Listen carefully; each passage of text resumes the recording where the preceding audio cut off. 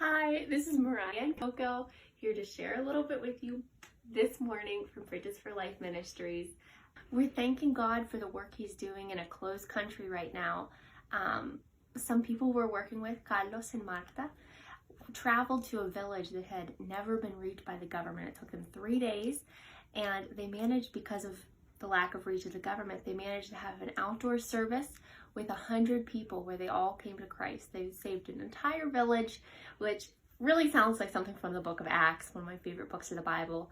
So we're thanking God for that miracle, and we're thanking you for contributing to it.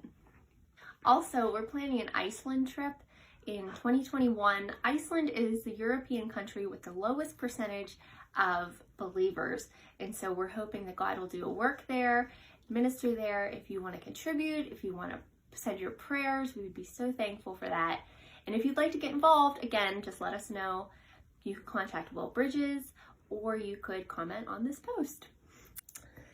So here's a short Sunday morning message for all of you. We don't know who's allowed to be back in church, but if not, here's a little something. So I'm going to start out with Jesus in Matthew 7:15.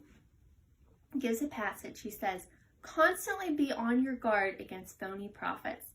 They come disguised as lambs, appearing to be genuine, but on the inside they are like wild, ravenous wolves. You can spot them by their actions, for the fruits of their character will be obvious.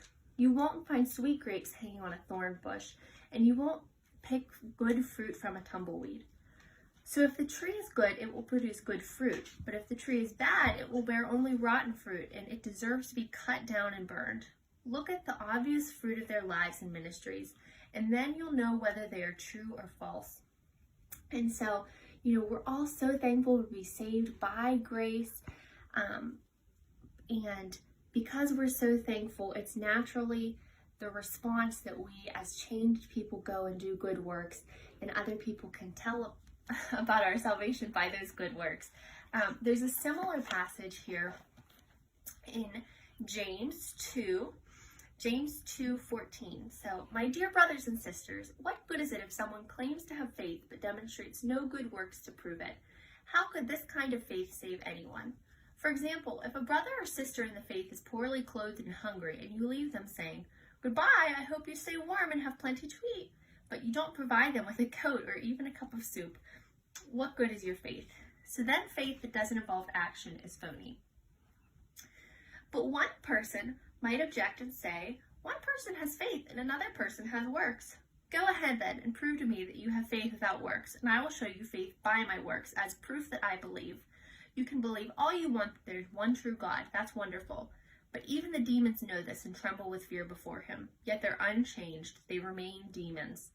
And so, in our knowledge of Christ, as we continue growing and as we continue being sanctified and changed by the Holy Spirit and the good work Jesus is doing in our lives, we need to take our opportunities to do and help other believers and to be a witness and to show people God's love on earth, to be the arm through which He works. So again, we thank you so much for doing that, for being a part of the ministry. If you'd like to contribute, if you'd like to be involved, again, please contact us or leave a comment on this post. Thank you again. Coco appreciates it, and I appreciate it.